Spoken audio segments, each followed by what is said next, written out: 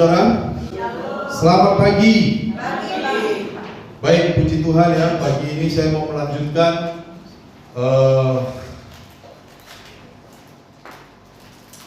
khotbah tentang iman ya, dan pagi ini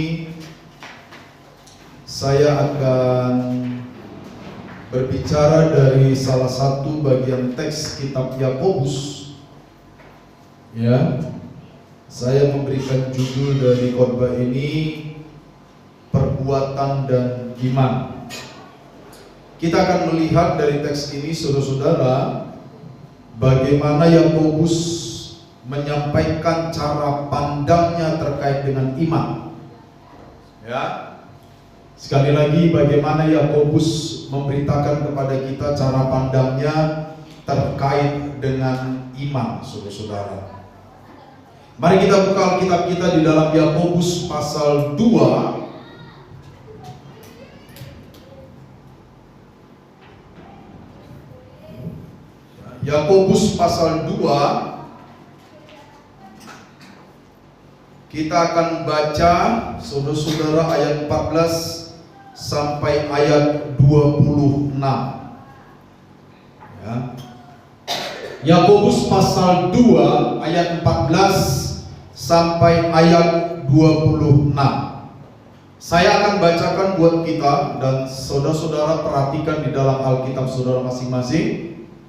Apa gunanya, saudara-saudaraku, jika seseorang mengatakan bahwa ia mempunyai iman, padahal ia tidak mempunyai perbuatan? Dapatkah iman itu menyelamatkan dia? Jika seorang saudara atau saudari tidak mempunyai pakaian dan kekurangan makanan sehari-hari, dan seorang dari antara kamu berkata, "Selamat jalan, kenakanlah pakaian hangat dan makanlah sampai kenyang," tetapi ia tidak memberikan kepadanya apa yang perlu bagi tubuhnya, apa gunanya itu? Demikian juga halnya dengan iman. Jika iman itu tidak disertai perbuatan, iman itu pada hakikatnya mati.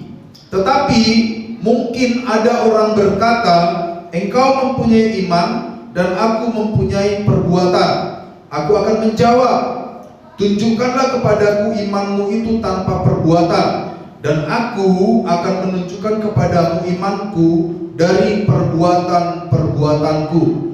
Engkau percaya bahwa hanya ada satu Allah saja, itu bagus. Setan-setan pun percaya akan hal itu, dan mereka gemetar. Hai manusia yang bebal, maukah engkau bukti bahwa iman tanpa perbuatan adalah iman yang kosong? Bukankah Abraham bapa kita dibenarkan karena perbuatan-perbuatannya ketika ia mempersembahkan Ishak anaknya di atas mezbah? Engkau lihat bahwa iman bekerja sama dengan perbuatan-perbuatannya, dan karena perbuatan-perbuatan itu iman menjadi sempurna. Dengan demikian genaplah nas yang mengatakan, "Lalu percayalah Abraham kepada Allah, maka Allah memperhitungkan hal itu kepadanya sebagai kebenaran, dan ia disebut sahabat Allah." Jadi kamu lihat bahwa manusia dibenarkan karena perbuatan-perbuatannya dan bukan hanya karena iman. Bukankah demikian juga Rahab, pelacur itu, dibenarkan karena perbuatan-perbuatannya ketika ia menyembunyikan orang-orang suruhan itu di dalam rumahnya, lalu menolong mereka lolos melalui jalan yang lain? Sebab sebagaimana tubuh tanpa roh mati, demikian juga iman tanpa perbuatan mati. Saudara-saudara, kita sudah 2 minggu bicara tentang iman. Ya, di minggu pertama kita bicara bagaimana Habakuk melihat iman dari sudut pandangnya. Ya, jadi kalau kita simpulkan, Habakuk itu memiliki iman, ya, dengan rumusan sekalipun dia tidak mengerti sepenuhnya rancangan Allah, sekalipun dia tidak mengerti seluruhnya atau secara lengkap cara Allah bekerja, tetapi Habakuk percaya. Itu sebabnya dia katakan orang yang benar karena iman akan hidup. Ya. Jadi dari Habakuk kita belajar bahwa tidak semua hal harus kita ketahui tentang cara Allah. Tidak semua hal. Karena memang kita pada dasarnya terbatas. Ya, padahal Allah seperti banyak kali kita bahas, Allah itu sangat transenden, dia sangat besar. Ya, dia sangat kuasa. Dengan pikiran dan otak kita yang kecil seperti ini, kita tidak mungkin bisa mengetahui secara lengkap cara Allah. Tetapi ya kita juga tidak menyangkal bahwa dengan kondisi ini banyak orang justru meninggalkan Tuhan karena mereka ingin mengerti cara Allah bekerja sepenuhnya. Padahal kita tidak perlu mengerti cara kerja Allah sepenuhnya. Habakuk mengatakan, ya, sekalipun dia tidak mengerti cara kerja Allah sepenuhnya, dia tetap memilih untuk percaya kepada Tuhan. Itu iman dari Habakuk.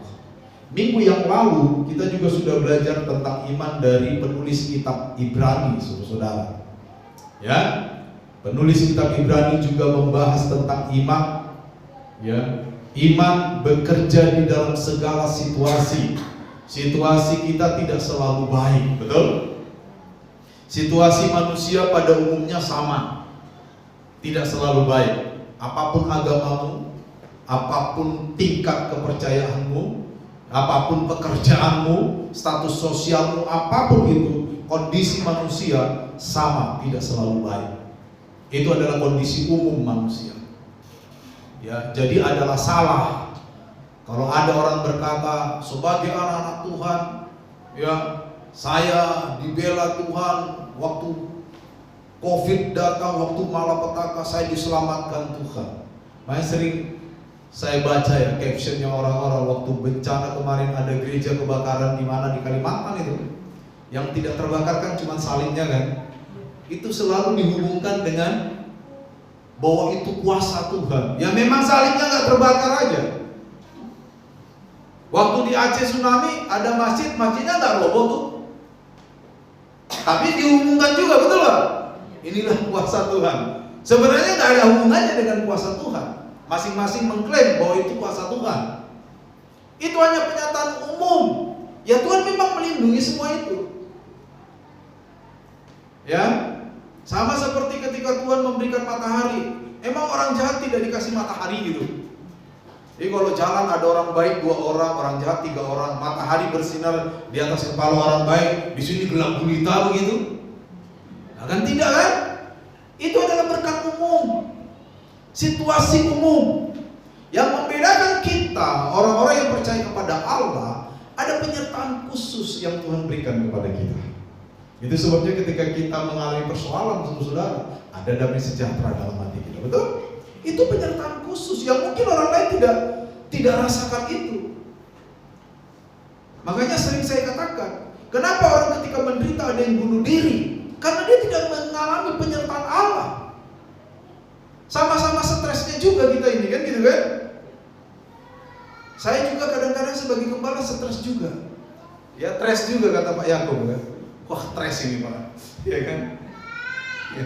Kenapa stres? Ya, jemaat yang saya pimpin kan 20 kepala kan 20 pikiran. Betul nggak? Iya kan? 30 kepala 30 pikiran itu. Gimana cara nyatuin pikiran itu tuh? Stres juga kata Pak Yakub. 30 orang 30 perilaku tuh berbeda-beda. Cara pandang berbeda-beda, ya kan? Tetapi yang membuat kita tidak stres, ya kan? Karena ada penyertaan khusus dari Tuhan, amin? Ada penyertaan khusus, ada damai sejahtera, ada sukacita yang berasal dari Tuhan. Itu yang membedakan. Jadi jangan salah mengerti Tuhan ya. Ibrani mengatakan apapun keadaan manusia, khususnya orang-orang percaya, saudara-saudara, apapun keadaan kita harus menaruh percaya kepada Allah bahwa Allah, kalau ditambahin dengan pendapatnya Paulus di kitab Roma, turut bekerja mendatangkan kebaikan bagi kita, apapun keadaan kita loh. Betul? Itu dari Ibrani minggu lalu. Sekarang kita lihat dari Yakobus. Yakobus melihat iman itu baru bisa hidup ketika iman itu disertai dengan tindakan. Ya. Iman yang diusung oleh Yakobus adalah iman yang dilakukan, iman yang diwujudkan. Ya, nah ini kita akan bahas pelan-pelan. Next.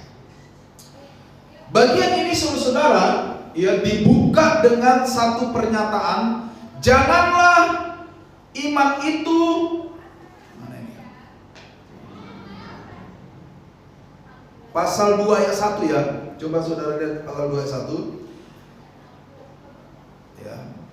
Dikatakan di sini, janganlah iman itu kamu amalkan dengan memandang muka, ya. Dibuka dengan pernyataan itu. Lalu ditutup dengan ayat 12 sampai 13. Ya, kalau saudara baca, berkatalah dan berlakukanlah seperti orang-orang yang dihakimi oleh hukum, orang yang memerdekakan, sebab penghakiman yang tidak berbelas kasihan akan berlaku atas orang yang tidak berbelas kasihan, namun belas kasihan akan menang atas penghakiman. Apa maknanya ini saudara-saudara? Ya, seorang teolog yang bernama McCartney menyimpulkan bagian yang pertama ini ayat 1 sampai 13 dengan seperti ini. Iman seharusnya bermuara kepada tindakan yang pantas. Ya, iman seharusnya bermuara kepada tindakan yang pantas. Artinya, tindakan kita akan menginformasikan kepada orang lain tentang iman kita. Makanya agak lucu kalau iman kita mengaku mengklaim bahwa iman kita adalah iman Kristen, iman di dalam Kristus, tapi tindakan kita jauh berbeda dengan Kristus. Itu agak aneh. Menangkap saudara ya? Sekali lagi saya ulang, ini penting.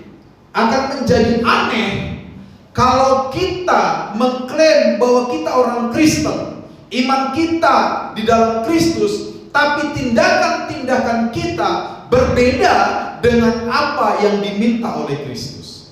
Karena seharusnya iman kita menginformasikan tentang, perbuatan kita menginformasikan kepada orang lain tentang iman kita. Perbuatan saya itu harus menggambarkan iman saya. Ya. Kalau kita mengaku atau mengklaim iman Kristen, kalau kita mengaku atau mengklaim bahwa iman saya di dalam Kristus, maka perbuatan-perbuatan kita tidak boleh menyimpang dari apa yang Kristus perintahkan. Ini yang hari-hari ini sulit kita peroleh, saudara, dan kita harus mengakui itu.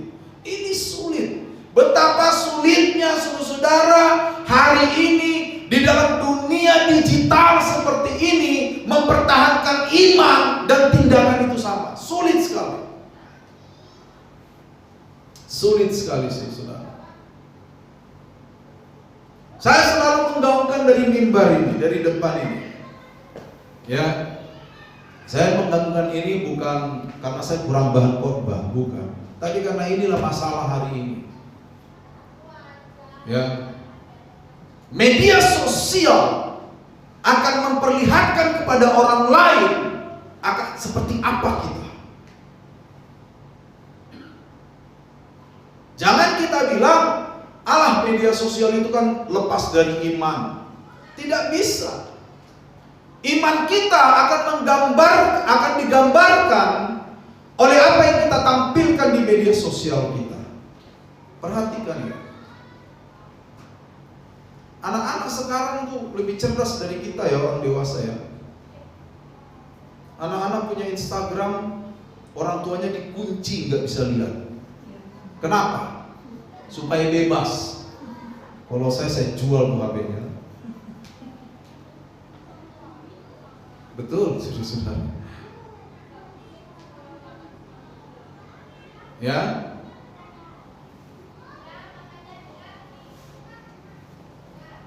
Punya media sosial, orang tuanya dikecualikan, pendetanya dikecualikan. Sobat pendeta gak boleh lihat ini. Saya kan pendeta gak gaptek saudara, betul gak? Apa saudara lihat ada wajah gaptek di saya? Tidak saudara. Saya melek teknologi saudara. Ya, seperti itu. Kenapa begitu? Karena mereka merasa terpantau. Kenapa merasa terpantau? Karena merasa sering melakukan kesalahan di media sosial.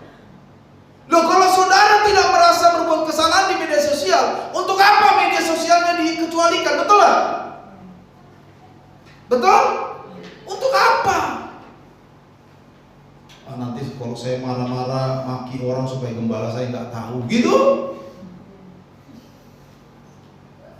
Saudara-saudara, media sosial hari ini menginformasikan siapa kita.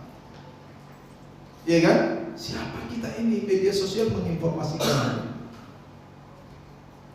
Kalau dulu lebih gampang kita bersandiwara, betul? 30 tahun yang lalu atau 40 tahun yang lalu kita lebih mudah bersandiwara di depan orang, betul gak? Perbuatan kita, makanya muncul lagu-lagu yang menggambarkan lain di bibir, lain di hati, betul? Sekarang sudah tampak itu, nggak bisa disembunyikan itu. Walaupun secara nyata kita manis-manis, media sosial kita dipelototin orang hari ini, ya kan? Orang segera bisa menyimpulkan bahwa orang ini lain di apa? Lain di bibir, lain di hati. Kalau dulu memang bisa kita begitu sembunyi-sembunyi. Nggak ada media sosial dulu. Telepon aja, telepon rumah itu kalau kita punya, betul? Kan tidak semua kita dulu punya telepon rumah di sini. Sekarang saudara-saudara, wah, terbuka sekali informasi. Kita bebas lawan apa aja. Dan ini digumulkan loh saudara-saudara. Banyak pergumulan hamba Tuhan terkait dengan media sosial dan iman hari ini. Banyak diskusi-diskusi mereka kerjakan, mereka lakukan. Bagaimana cara memimpin anak-anak muda, memimpin jemaat Kristen hari ini, supaya apa yang ada di media sosial itu sinkron dengan pengakuan iman. Iya kan? Supaya kata-kata kita di media sosial menggambarkan iman kita secara benar. Itu bagaimana caranya itu? Sekarang walaupun kita nggak lancar bicara, asal lancar ngetik, oke. Nah, dari bagian pertama ini kita diberikan awasan. Seharusnya tindakan kita itu menginformasikan iman kita kepada orang lain. Kalau engkau ingin dilihat imanmu benar, maka tindakan kita harus benar. Amin. Itu hukumnya ya. Itu hukum. Dan salah satu dari 7 hukum umum yang berlaku di dunia adalah itu, saudara-saudara. Kesesuaian, keselarasan. Ya, next. Nah, iman tanpa perbuatan, saudara-saudara. Di ayat 17, ayat 20 dan ayat 26 kalau saudara perhatikan dikatakan, demikian juga halnya dengan iman, jika iman itu tidak disertai perbuatan, iman itu pada hakikatnya mati. Diulang lagi di ayat 20, coba perhatikan. Hai manusia yang bebal, maukah engkau bukti bahwa iman tanpa perbuatan adalah iman yang kosong? Itu terjemahan baru ya. Iman yang kosong. Lalu ayat 26 dikatakan apa? Ya, sebab sebagaimana tubuh tanpa roh mati, demikian juga iman tanpa perbuatan mati. Jadi 3 kali hal ini diulang. Iman tidak disertai dengan perbuatan. Ya. Nah, di ayat 17 saudara, setelah saya periksa di dalam bahasa aslinya, maka kalau kita terjemahkan secara literal, ya, maka bisa dikatakan ayat 17 itu iman tidak memiliki perbuatan. Jadi begini, demikian juga halnya dengan iman.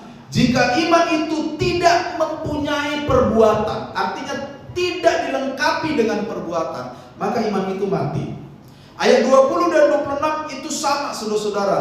Jika iman terpisah dari perbuatan, Ini sebenarnya secara semantik sama saja. Iman menyatu dengan perbuatan, iman tidak menyatu dengan perbuatan, dan iman terpisah dengan perbuatan. Dan ketiga-tiganya mengatakan jika iman tidak menyatu dengan perbuatan, atau jika iman terpisah dengan perbuatan, iman itu pada dasarnya adalah mati. Ya. Sekali lagi diteguhkan di sini bahwa iman itu harus terlihat dalam perbuatan kita. Saya kasih salah satu contoh praktis saja. Ya. Jika saudara lapar, ini kita bicara kondisi normal ya, kondisi ideal. Kita nggak bicara anak mami di sini. Kalau ada anak mami, ada anak mami. Manja gitu. Apa-apa harus mami. Nggak ada kan? Kita bicara kondisi ideal. Kalau Anda lapar, ya, apa yang Anda lakukan? Apa? Kenapa susah-susah makan? Kenapa tidak berdoa saja? Tuhan, aku lapar. Ya kan? Aku pengen kenyang, Tuhan. Kira-kira jawaban Tuhan dari surga itu apa, saudara?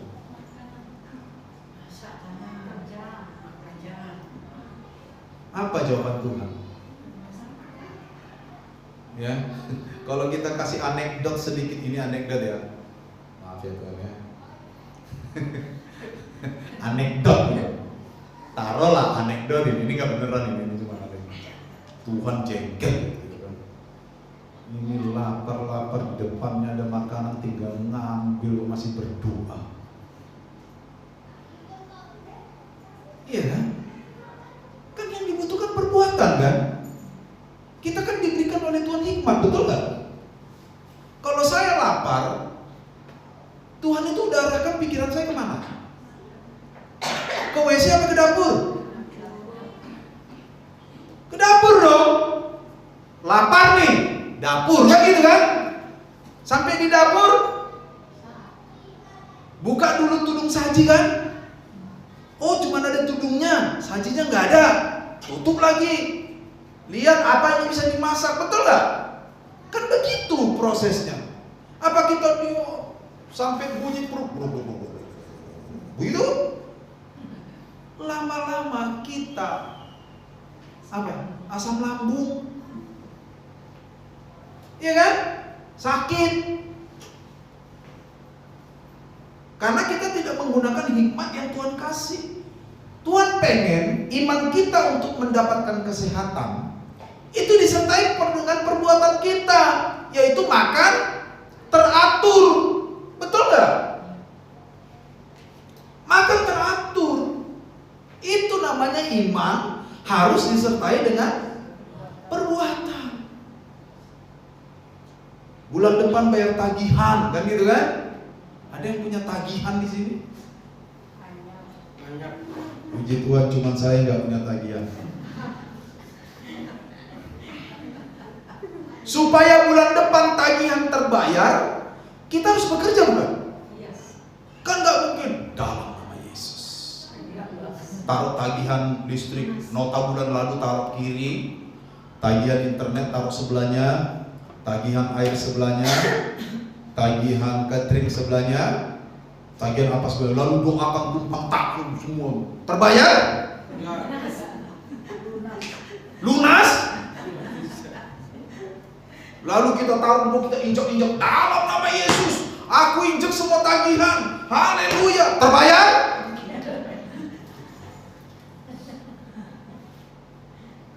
Bulan depan listrik diputus. Iya kan? Ibu sudah telat 1 bulan. Kok tahu gak Pak? Tercatat di kantor PLN. Siapa yang beritahu? Ya kan, itu ada anekdotnya kan? Seperti itu kan? Gak bisa. Iman kita adalah semua terbayar, betul gak? Tapi kalau iman kita semua terbayar tagihan ini, kita perlu melakukan tindakan. Bekerja. Kalau suami bekerja, istri tugasnya ngapain? Berhemat. Loh iya dong. Jangan nanti tagihan 1, 2, 3, 4, 5, 6, 7. Suami kerja, wow, sungguh-sungguh. Istri, saya punya Tuhan yang besar, yang telah berjanji dan takkan. Sambil berdoa, dalam nama Yesus, Tuhanku lebih besar daripada semua tagihan ini. Betul, Tuhan lebih besar dari semua tagihan ini. Tapi iman itu harus disertai dengan perbuatan yang layak, perbuatan yang pantas, perbuatan yang proper. Oke? Saudara perhatikan, kalau kita beriman tagihan ini semua lunas, tapi kita tidak berbuat apapun yang bisa melunasi tagihan ini, mati gak kita? Mati, saudara. Bulan depan listrik diputus, ya kan? Iya kan? Bulan depan, pokok masalah sudah itu, udah selesai kita sudah itu. Iya kan? Pasti itu sudah. Makanya memang iman, Yakobus mengajarkan kita, iman itu bukan sekedar teori. Iman itu harus disertai dengan perbuatan. Next bro. Ya. Kalau iman tidak disertai dengan perbuatan, hasilnya apa? Mati. Ayat 17 dan 26 dikatakan di sana mati, hakikatnya mati. Mati yang dipakai di sini adalah kata umum untuk mayat, nekros.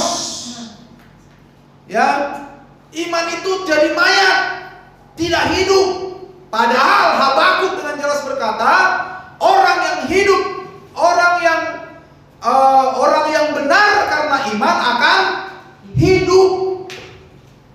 Jadi orang yang beriman itu muaranya kehidupan. Di kitab Ibrani pun minggu lalu kita membaca frasa itu, saudara. Jadi orang yang memiliki iman yang benar itu muaranya kehidupan. Tapi kalau iman itu tidak benar, saudara, iman itu tidak disertai perbuatan, kematian muaranya. Iya kan? Maka betullah apa yang ada di reel-reel video pendek itu. Kalau tukang panci datang bilang mama tidak ada, kan gitu kan? Dek, mama ada dek. Mama bilang kalau tukang panci datang bu, bilang mama nggak ada. Iya kan? Anaknya jujur dong. Iya kan? Kita susah dikejar-kejar sesuatu, akhirnya mati. Ya seperti mayat. Sama. Iman tentang keselamatan juga gitu. Kita pengennya surga, betul nggak? Siapa tidak pengen surga di sini? Ya, semua kita pengen surga kan? Ibu Apli pengen surga.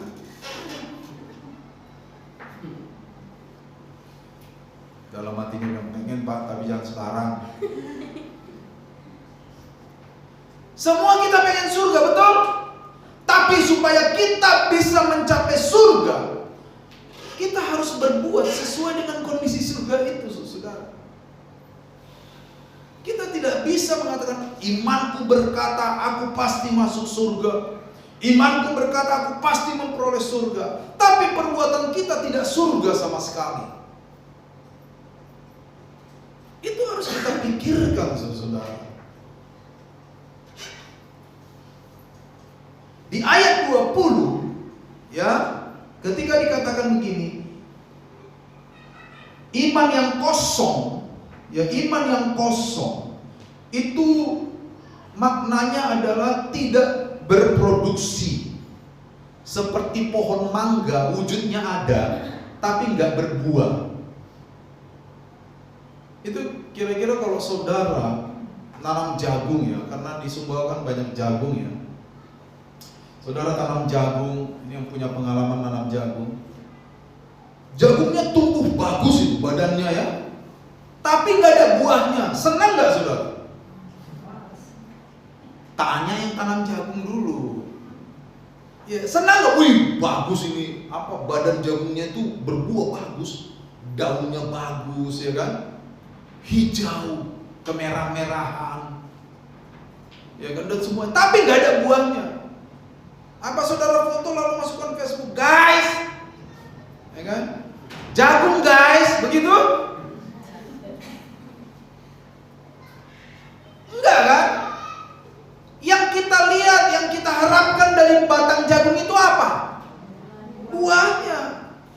kalau iman yang kosong itu sama dengan iman yang tidak berproduksi. Iman itu ada imannya. Jadi salah kalau dikatakan kamu nggak punya iman. Kita semua punya iman. Persoalannya adalah iman kita menghasilkan apa tidak, kosong apa tidak. Ya kan? Kadang-kadang kita menjadi lebih banyak berteori kadang-kadang. Saya udah pernah cerita kan, waktu tahun 1999, ada yang sudah lahir di sini tahun itu? Ya. 1999 saya pelayanan di Tanjung Balai Karimun, di salah satu pulau kecil di Riau Kepulauan, dekat Batam, Pak, Tanjung Pinang dan sebagainya. Di sana juga ada orang Kristen, paling banyak tuh orang Chinese suku Hokkien. Ya.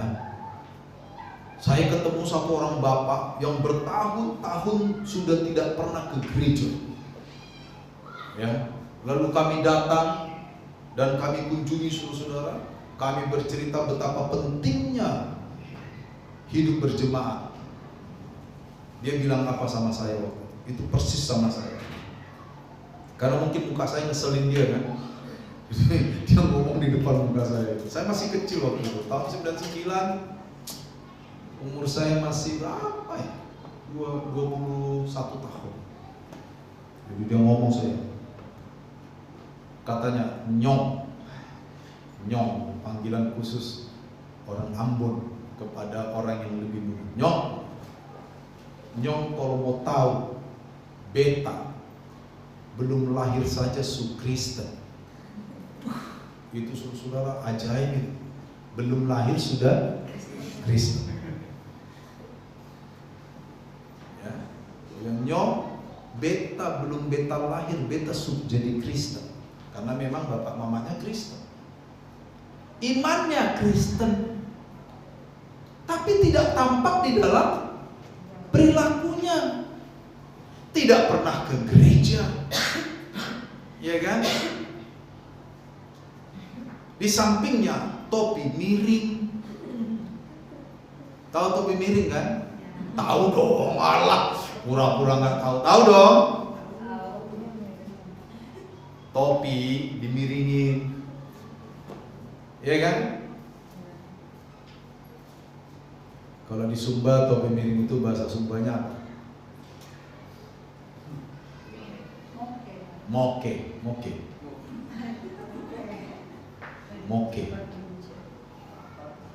Ya.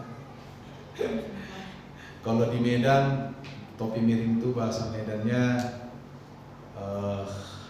kamput, kepanjangannya kambing putih. Oh iya benar, kamput. Kalau di Manado cap tikus, itu topi miring. Jadi imannya Kristen, perilakunya tidak menunjukkan kalau imannya Kristen. Ada orang datang memberikan nasihat rohani, ya, malah dimentahkan dengan mengatakan bahwa belum lahir saja dia sudah jadi Kristen. Itu saya belum melakukan penelitian tuh, nanti dah. Judul penelitian saya, belum lahir sudah jadi Kristen. Ini analisanya menggunakan metodologi apa ini? Kualitatif kah? Kuantitatif kah? Gabungan kah? Ya kan? Apa ini? Jadi ketika kita hendak menginginkan surga, maka perilaku kita pun harus mendukung perjalanan kita menuju surga. Itu namanya iman disertai dengan perbuatan, saudara. Ya. Next, iman tanpa perbuatan adalah iman yang tidak bekerja, iman yang tidak efektif, iman yang mati, dan iman yang tidak pantas. Nggak pantas, saudara. Ya. Next, sekarang kita lihat dari sudut pandang positifnya. Iman bekerja sama dengan perbuatan. Ayat 22 saudara kita baca. Di sana dikatakan, engkau lihat bahwa iman bekerja sama dengan perbuatan, karena perbuatan itu iman menjadi sempurna. Makanya tadi saya bilang, semua kita ini punya iman. Semua kita punya iman. Gak ada satupun orang di dunia ini yang tidak punya iman. Semua punya iman. Persoalannya, imannya berbuah tidak. Dalam bahasa Alkitab, imannya sempurna tidak. Berproduksi gak iman itu? Kita lihat ya. Iman bekerja sama. Itu dalam bahasa Indonesia sinergi ya. Itu berasal dari bahasa Yunani sebenarnya, sunergeo. Sinergi, bersinergi ya. Nah, kata sunergeo ini menggambarkan hubungan yang sangat erat. Tidak mungkin terpisah. Apa yang tidak terpisah? Tidak mungkin terpisah antara iman dan perbuatan. Itu tidak mungkin. Kita tidak bisa mengatakan saya punya iman tapi gak berbuat apa-apa. Tadi digambarkan, kalau ada temanmu datang ke rumahmu, ini konteks zaman itu ya. Kita sudah pernah membahas tentang orang Yahudi waktu itu selalu punya jubah minimal satu loh, pakaian luar, outer garment itu kan. Kenapa? Karena pada siang hari cuaca sangat panas, pada malam hari cuaca sangat dingin ekstrim. Jadi selalu ada jubah. Semiskin apapun orang di tanah Palestina waktu itu, semiskin apapun, selalu punya dua baju. Satu baju dalam, satu baju luar. Makanya kita bertemu, kalau ada penagih hutang jangan ambil jubah orang katanya, karena itu hidupnya, hidup matinya dia. Iya kan? Jadi saudara-saudara, dikatakan kalau ada temanmu datang, dia nggak punya jubah malam-malam. Lalu kita berkata, pulanglah, semoga engkau selamat. Padahal kita punya jubah, dia nggak punya. Lalu kita bilang pulanglah, semoga engkau selamat. Firman Allah berkata, kata-katamu tuh kosong, nggak punya arti. Supaya kata-katamu punya arti, ketika engkau berkata pulanglah dengan selamat, harus disertai dengan perbuatan. Perbuatan apa? Ya minimal pinjamkanlah jubah itu kan, gitu kan? Minimal tuh. Kalau engkau bermurah hati, berikanlah jubah itu. Begitu iman bekerja dengan perbuatan.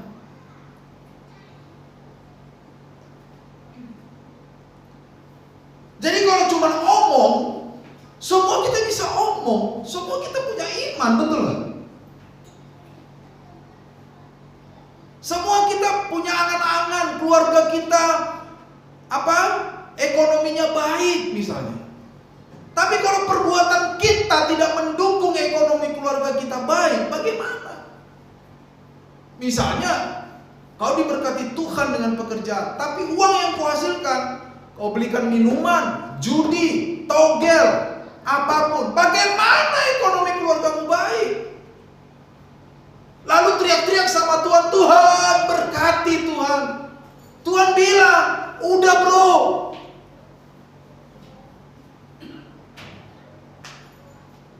Betul kan? Supaya ekonomi keluarga kita baik, minimal cukup, maka perbuatan-perbuatan kita juga harus sesuai. Seorang pakar keuangan, ini pakar keuangan yang ngomong ya, bukan saya nih.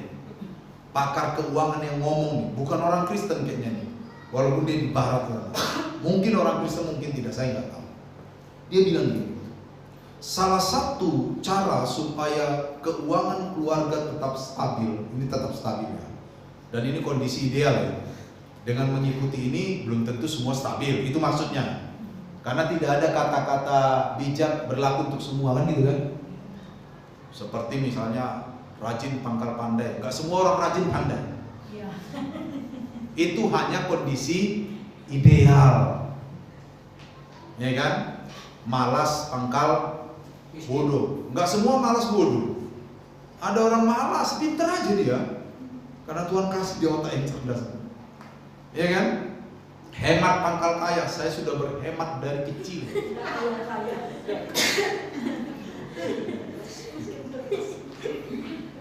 Bukan miskin sih, tapi nggak kaya-kaya itu aja. Miskin sih enggak, kan malu dong kita ngaku miskin. Miskin sih enggak, tapi nggak kaya-kaya. Nah, pakar keuangan ini bilang, salah satu cara supaya ekonomi keluargamu stabil dalam kondisi yang ideal, gaya hidupmu harus berada di bawah pendapatanmu. Ngerti ya, saudara? Kalau pendapatan kita sebulan 5 juta, gaya hidup kita tuh minimal 3,5, maksimal 3,5 juta lah. Itu udah termasuk gaya hidup makan, ya kan? Baju, semua tuh 3,5 juta. Jangan pendapatan 5 juta, gaya hidupmu 5,100 juta. Biarpun cuma 100 kan melebihi itu. Lo iya kan?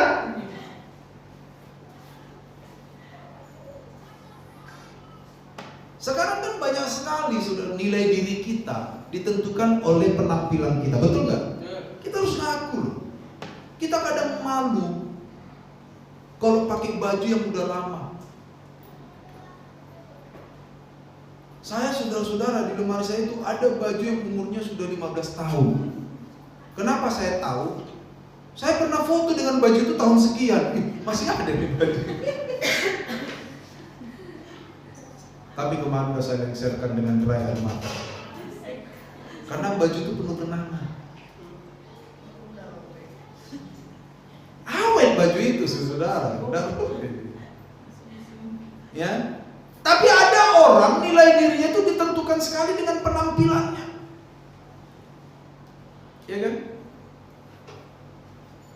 Baju pokoknya sekali 2 bulan harus ganti 4. Misal. Tas, ini khususnya ibu-ibu ya. Tas, itu aku nggak punya tas. Iya Pak.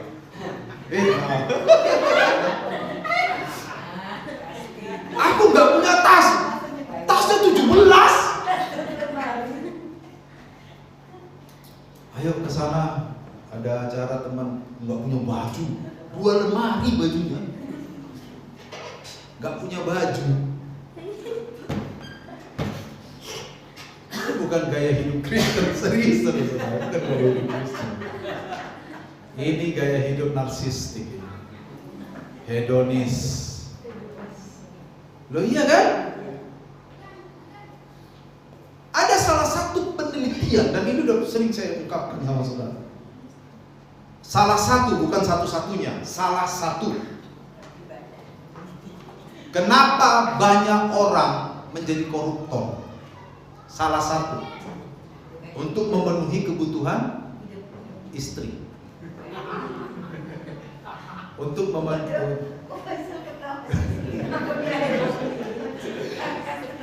memenuhi gaya hidup, bukan kebutuhan, gaya hidup istri. Itu salah satu dari 12 faktor. Salah satu aja. Tapi walaupun salah satu itu sangat kuat pengaruhnya. Iya kan? Pak, teman saya Jeng Eti.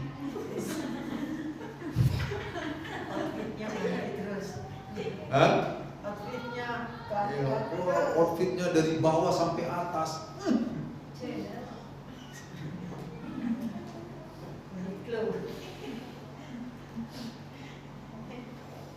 Gaya hidup kita, iman kita untuk ekonomi keluarga yang baik, itu harus disertai dengan gaya hidup yang proporsional. Jangan pernah malu bergaya tidak seperti orang lain.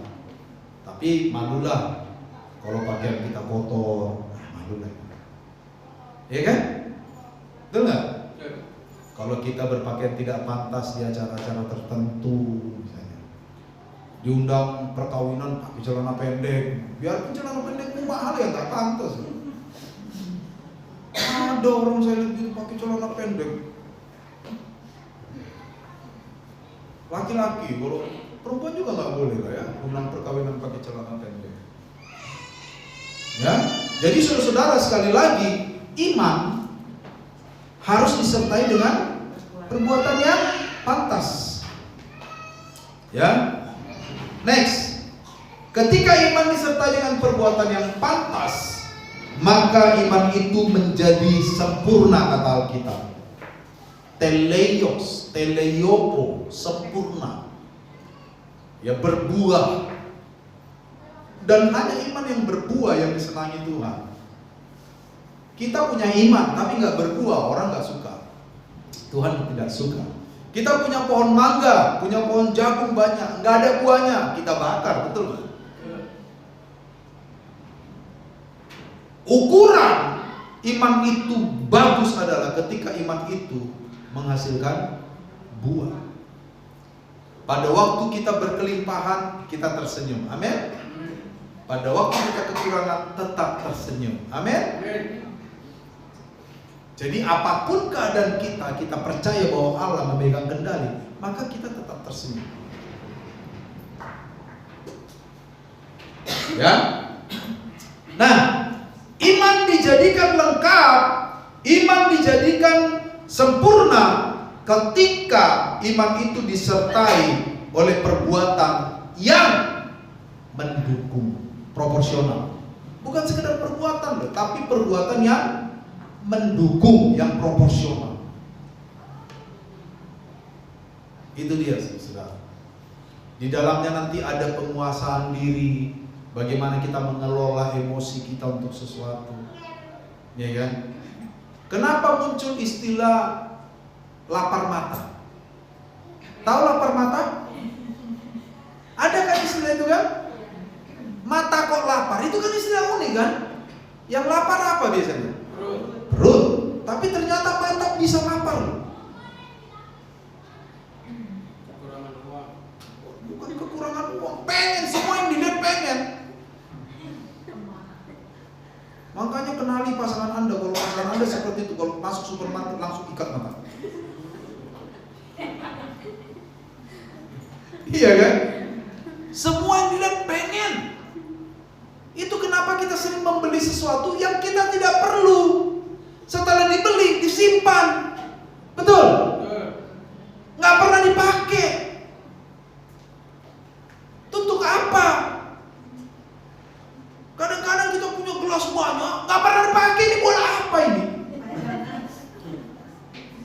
Buat apa ini? Gelas ini buat apa? Iya kan? Itu dia, saudara. Jadi di dalam iman, perbuatan yang proper, yang pantas, itu di sana ada penguasaan diri.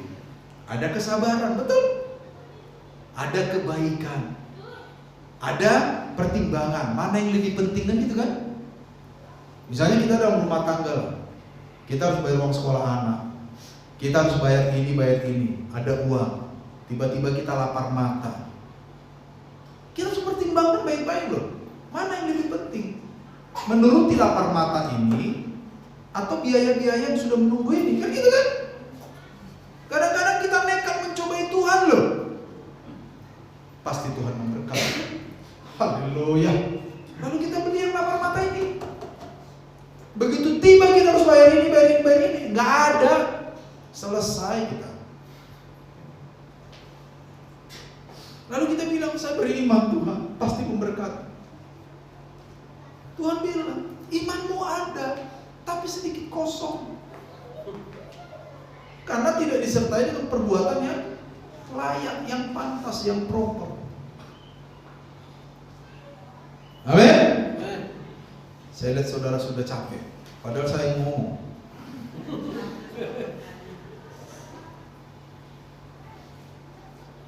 Ya, next. 2 kali next. Biar agak cepat. Lagi. Nah, kesimpulan. Oh iya tuh. Saudara saya udah capek. Iman itu bukan sekedar ucapan. Amin. Iman yang hanya diucapkan itu bukan iman yang berisi. Iman harus bermuara kepada tindakan yang pantas. Tindakan yang pantas akan menjadikan iman kita produktif, semakin bertumbuh, teleio, sempurna. Ya, next. Iman yang bertumbuh akan menjadi iman yang berguna bagi diri kita, ya, maupun bagi orang lain, bagi mereka yang tidak percaya. Gaya hidup kita harus menampilkan iman kita. Kenapa orang mau bicara sama kita karena kita orang Kristen? Karena mereka melihat sesuatu yang berbeda di dalam diri kita. Ya, kalau sama saja, maka mereka tidak akan datang pada kita. Oke? Dan pada akhirnya iman akan membawa kita kepada keselamatan kekal yang disediakan oleh Tuhan Yesus. Iman yang produktif. Terakhir, next. Tindakan yang pantas untuk menginformasikan iman kita kepada orang lain adalah taat kepada kehendak Allah yang tertuang dalam firman. Itu aja. Ya. Berbicaralah, bertindaklah, berfikirlah sesuai dengan tuntunan firman Tuhan. Ini adalah bukti bahwa kita orang yang beriman. Intinya, lakukan apa yang menjadi bagianmu. Biarkan Tuhan melakukan bagiannya. Jangan suka mengambil alih bagian Tuhan. Menjawab doa itu bagian siapa? Tuhan. Jangan suka ambil alih menjawab doa. Lakukan bagian kita. Bagian kita apa? Ya berdoa. Bagian kita apa? Bekerja. Bagian kita apa? Baca firman.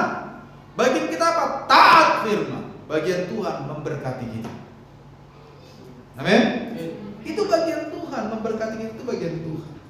Ya, saya pikir sekali lagi inilah yang disampaikan Yakobus kepada kita. Iman harus disertai dengan perbuatan yang pantas.